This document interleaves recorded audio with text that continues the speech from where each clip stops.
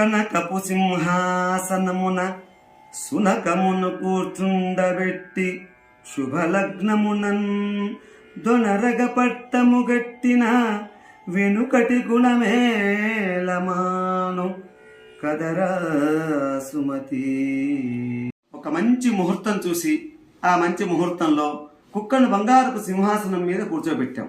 అయితే దాని నీచ గుణాన్ని మాత్రం అది మార్చుకోదు, సింహాసనాన్ని అంతా కూడా పాడు చేస్తుంది.